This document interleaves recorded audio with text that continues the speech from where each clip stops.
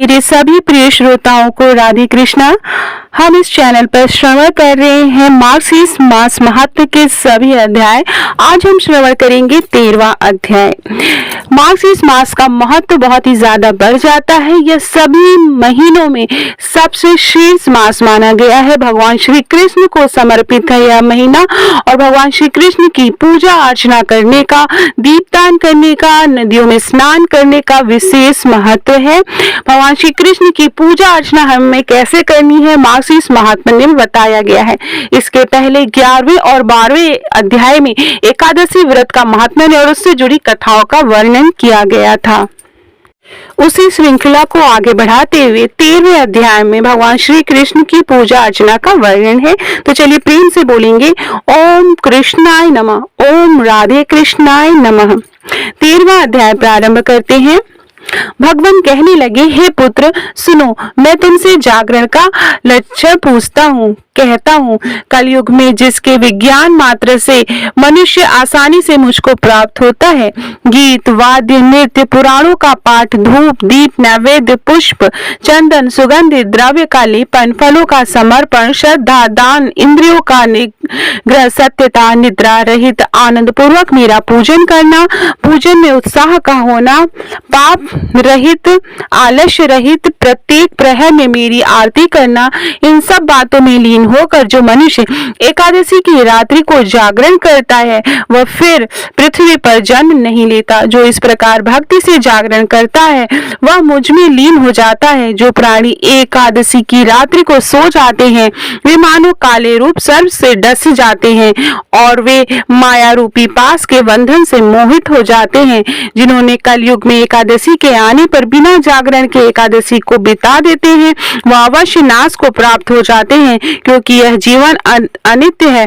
जो दोनों नेत्रों को खोलकर अपने हृदय में मेरे चरण बिंदुओं को स्थिर कर रात में जागरण को नहीं देखते हैं वे पातकी हैं। पुराणों की कथा आदि सुने। यदि कथा कहने वाला पंडित न मिले तो मेरे सम्मुख गान नृत्य आदि करें। ऐसे जागरण करने से सैकड़ों हजारों और करोड़ों गुणा फल मिलता है। मेरी एकादशी की रात्रि को जागरण करने से पितृपक्ष, मातृपक्ष और स्त्री पक्ष के कुलों का उद्धार होता है। उपवास के दिन अथवा नारायण के समय जो कोई विघ्न उपस्थित करता है उस स्थान को छोड़कर तथा श्राप देकर चला जाता है। जो मनुष्य मेरी अविद्रा एकादशी के दिन जागरण करते हैं मैं प्रसन्न होकर उनके बीच में नृत्य करता हूँ। जो मेरे समीप जितने दिन जागरण करता है वह उतने ही 10,000 तक युग पर्यंत मेरे गृह में आकर वास करता है। एकादशी के दिन जागरण नहीं करने से पूर्वजों को न गया श्राद्ध से, न तीर्थ सेवन से और न बहुत यज्ञों से मुक्ति होती है। अतः सब साधनों से जागरण श्रेष्ठ है। जो एकादशी के जागरण के समय पुष्पों में मेरा पूजन करता है वह प्रत्येक पुष्प में अश्वमेध यज्ञों का फल का भागी होता है। जो मेरे एकादशी के दिन जागरण के समय दीप दान करता है वह प्रत्येक क्षण के प्रकाश से 10,000 गौ दान का फल पाता है। जो मेरे जागरण के दिन हवि ध्यान का नैवेद्य अर्पण करता है वह धान को फुलाव के समान दान का पुराण प्राप्त करता है। हे चतुर्मुखी, जो अनेक प्रकार से पकवान और फलों को मेरे जागरण के दिन देता है वह 100 गोदान के फल को प्राप्त करता है। जो मेरा भक्त जागरण के दिन कपूर के साथ पान मुझे अर्पण करता है वह मेरी कृपा से 7 द्वीपों का स्वामी होता है। जो मेरे जागरण के दिन पुष्पों से मंडप को सजाता है वह पुष्पों से ही सजे हुए विमान में बैठकर मेरे गृह में आकर आनंद से वास करता है। जो मेरे जागरण के दिन कपूर और गुग्गुल का धूप देता है वह अपने लाख जन्म के पापों का नाश करता है। जो मेरे जागरण के दिन मुझको दूध दही घी और जल से स्नान कराता है वह इस लोक के सुखों को भोग कर अंत में श्रेष्ठ गति को पाता है। जो सुंदर वस्त्रों और विविध प्रकार के फलों को मेरे लिए देता है वह वस्त्र से के जितने सुत होते हैं उतने ही वर्षों तक चिरकाल तक स्वर्ग में वास करते हैं। जो रत्नों से जड़ित सुवर्ण के गहरे मुझ पर अर्पण करता है वह 7 कल्प तक मेरा प्रिय होकर मेरे पास वास करता है। जो घी से विशेषकर गौ के घी से मेरे जागरण की रात्रि को दीपक जलाता है उसको 2 दक्षिणा के बदले 10,000 गोदान का फल मिलता है। हे चतुरार्यन, जो जागरण के दिन कपूर से नीराजन करता है वह कपिला गोदान के फल का भागी होता है। जो पुनः दीपदान, गान, नाच और पूजन करता है वह सैकड़ों यज्ञ, व्रत और दान के समान पुण्य को प्राप्त होता है। जो जागरण के दिन मेरे सामने निर्लज होकर गाना और नाच करता है वह आधे क्षण में कोटि यज्ञ के फल को पाता है। जो मेरे जागरण के दिन गाना, नाच आदि को रोकता है वह 60,000 वर्ष रौरवादिक नरक की यातना भोगता है। जो मेरे जागरण के दिन मेरे समीप नाच गाना करते हुए मनुष्य के पास जाता है वह धर्मराज के बंधन से मुक्त होकर, मुक्ति का भागी होकर मेरे पद को प्राप्त होता है। जो मेरे जागरण के दिन नाचने वाले मनुष्य का उपहास करता है वह 14 इंद्र के राज्य तक नरक में जाकर वास करता है। जो मेरे जागरण के दिन भक्ति से पुस्तक पढ़ता है वह श्लोक संख्या के हिसाब से उतने ही युग पर्यंत मेरे लोक में वास करता है। विद्वानों ने जो फल दक्षिणा करने को कहा है वह फल अनेक युगों में कोटि यज्ञों के करने से भी प्राप्त नहीं होता। हे पुत्र, जो मेरे जागरण के दिन मालाकार दीपक जलाता है वह कोटि विमान के समान देवलोक में जाकर कल्प वर्ष पर्यंत वास करता है। जो जागरण के समय मेरे बाल चरित्रों को पढ़ता है वह सहस्त्र कोटि युग पर्यंत श्वेत दीप में जाकर वास करता है। इसलिए दोनों पक्षों की एकादशी को जागरण करना चाहिए। जो जागरण के दिन गीता तथा सहस्त्र नाम का पाठ करता है अथवा वेदोक्त मंत्रों और पुराणों का पाठ करता है अथवा जो धेनु दान करता है वह 7 दीपों सहित पृथ्वी के दान के फल का भागी होता है। इस पृथ्वी के समस्त पुण्यों के समान पुण्य को फल को देने वाला है। एकादशी के जागरण का फल है जो मनुष्य मन, कर्म और वचन से जागरण करते हैं उनका मेरे लोक से लौटकर फिर इस लोक में आना संभव नहीं है। जो एकादशी के रात्रि को दूसरों को प्रोत्साहित कर जागरण करता है वह चक्रवर्ती राजा होता है। यह मेरा कथन सत्य है। रात्रि में जागरण करने का राजा कुत्सित से भी सम्मान किया है। जो अपनी शक्ति के समान दान देता है वह अति दुर्लभ राज्य को प्राप्त करता है।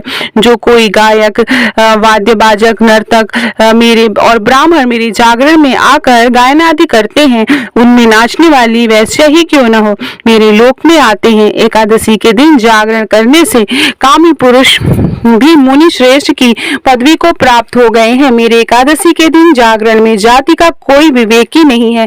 इस कलयुग में एक जागरण को छोड़कर न तो ध्यान पवित्र है, न गंगा जल पवित्र है, न जल ही पवित्र है। द्वादशी के आने पर जो लोग जागरण करते हैं वह कलिकाल में धन्य है, कृतार्थ है, इसमें कोई भी संशय नहीं है। इस मनुष्य लोक में मनुष्य को एकादशी से के विमुख कभी नहीं होना चाहिए, क्योंकि एकादशी से विमुख मनुष्य अपने ही पूर्व के गीत और आगे होने वाले जीवों को नरक में गिराता है। गुणवान एक पुत्र का होना ही अच्छा है, परंतु निर्गुण अनेक पुत्रों के होने से कोई भी लाभ नहीं है। जो एकादशी के दिन जागरण करके अपने पूर्वजों का उद्धार करता है और जो मेरे कहे गए जागरण का भक्ति पूर्वक पाठ करता है वह जागरण के महात्म्य से अपने 100 कुलों का उद्धार करता है। अगम्य स्त्री के साथ गमन करने तथा अवसभ्य न खाने योग्य वस्तु को खाने से जो पाप होता है वो समस्त पाप एकादशी के जागरण से नाश हो जाते हैं। जो अज्ञात वश पाप किया हो और या ज्ञात पाप हो तथा पूर्व जन्म के अजित पाप हो अथवा इस जन्म में किया हुआ पाप हो, मनुष्य एकादशी के जागरण करने से उससे रहित हो जाता है। हे चतुरार्यन, मेरे एकादशी की रात्रि को जागरण करने से उससे रहित हो जाता है। हे चतुरार्यन, मेरे एकादशी की रात्रि को जागरण करने मात्र से मनुष्य मुक्ति का भागी हो जाता है। जो फल कलिस में एकादशी के दिन जागरण से होता है उस फल की प्राप्ति कुरुक्षेत्र और प्रयाग में वास करने वालों को भी नहीं होता। हे पुत्र, एकादशी के दिन जागरण करने से जिस फल की प्राप्ति होती है उस फल की प्राप्ति हजारों अश्वमेघ यज्ञ और कोटि तीर्थों में स्नान करने से भी नहीं होती।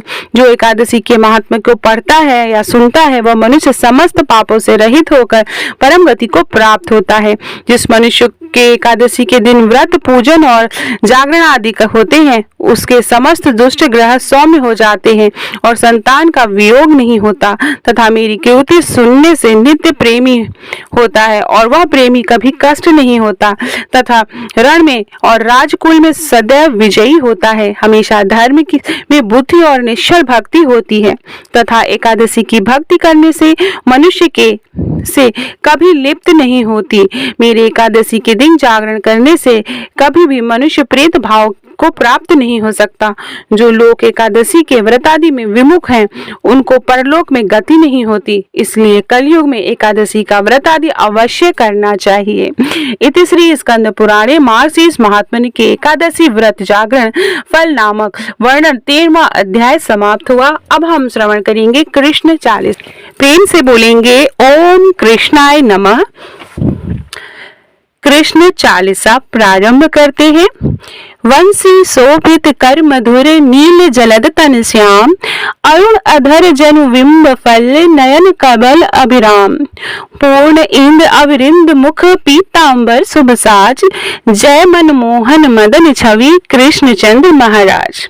जय यदुनंदन जय जगवंदन, जय वसुदेव देव की नंदन, जय यशोदा सुत नद दुलारे, जय प्रभु भक्तन के दृगतारे। जय नट नागर नाथ नथया, कृष्ण कन्हैया धेनु चरैया। पुनि नख पर प्रभु गिरिवर धारो, आओ दीनन कष्ट निवारो।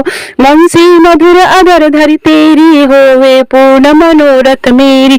आओ हरि पुनि माखन चाखो, आज लाज भारत की राखो। गोल कपोल चिबुक अरुण तारे, मृदु मुस्कान मोहिनी डारे। रंजित रवि नयन विशाला, मोर मुकुट वैजंती माला। कुंडल श्रवण पीठ पत आछे, कटकिणी कांचन काछे। नील जलज सुंदर तनु सोहे, छवि लखि सुन नर मुनि मन मोहे। मस्तक तिलक अलग घुंघराले, आओ कृष्ण बांसुरी वाले। करि पै पान पुदै तारयो, कागा सुर मार्यो। मधुवन जल जाग्नि जब ज्वाला, में शीतल लखित नंद लाला। सुरपति जब ब्रज चढ़ो रिसाई, मसूर धार वारि वरसाई। लगत लगत ब्रज चहन बयायो, गोवर्धन नख धारी बचायो। लखिय सुधा मन भ्रम अधिकाई, मुख मह 14 भुवन दिखाई।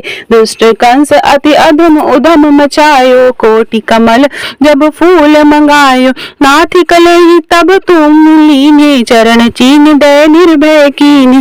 करि गोपन संग रास विलासा, सबकी पूरन करि अभिलाषा। केतिक महा असुर संहार्यो, कहसि केस पकड़ी दय मार्यो। माता पिता की बंदी छुड़ाई, उग्रसेन कह राज दिलाई। मही के मुतक चोस तुलायो, मातु देव की शोक मिटायो। भौमासुर मूल दैत्य संहारी, लाए 60 सहस कुमारी। दय भिंगी तृण चीर सहारा, जरा सिंधु राक्षस कह मारा। असुर बकासुर आदि कुमारियो, भक्तन तब के कष्ट निवार्यो। दीन सुदामा के दुख टरियो, तंदुल 3 मूठ मुख डरियो। प्रेम के साग विदुर घर मांगे, दुर्योधन के मेवा त्यागे। लखि प्रेम की महिमा भारी, ऐसी श्याम दीन हितकारी। भारत के पारथ रंग हाके, लिए चक्र नहीं बलता के। निज गीता के ज्ञान सुनावे, भक्तन हृदय सुधा बरसावे। मीरा थी एक मत वाली, विष पी गई बजा कर ताली। राना भेजा साप पिटारी, साली ग्राम बने बनवारी। निज माया तुम विधि दिखायो, उरते संशय सकल मिटायो। तब सत निंदा करी तत्काला, जीवन मुक्ति भयो शिशुपाला। जब ही द्रौपदी टेर लगाई, दीनानाथ लाज अब जाई। तुरत ही वसन बने नंद लाला, बढ़े चीर भय अरि मुह काला। असनाथ के नाथ कन्हैया, डूबत भंवर बचावत नैया। सुंदर दास आसुर धारी, दया दृष्टि की जय बनवारी। नाथ सकल मम कुमति निवारो, क्षमो बेगी अपराध हमारो। खोलो पट अब दर्शन दीजिए, बोले कृष्ण कन्हैया कीजे। यह चालीसा कृष्ण की जी पाठ करे उरधारी, अष्ट सिद्धि नवनिधि फल लहे पदारथ चार। इति श्री कृष्ण चालीसा समाप्तम। तो ये था मार्क्सिस मास कथा के सभी अध्याय। आप मेरे चैनल पर जरूर सुनिएगा। हर दिन मैं एक एक अध्याय करके आपको श्रवण कराऊंगी। मेरे वीडियो पसंद आ रहा हो, मेरी आवाज पसंद आ रही हो, मुझसे कथा सुनना आपको पसंद आ रहा हो तो कमेंट बॉक्स में